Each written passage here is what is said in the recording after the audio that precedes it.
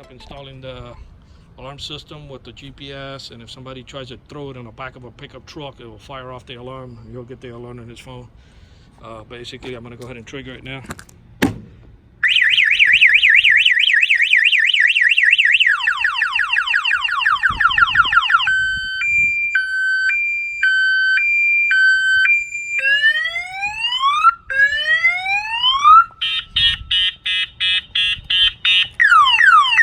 There's a push notification.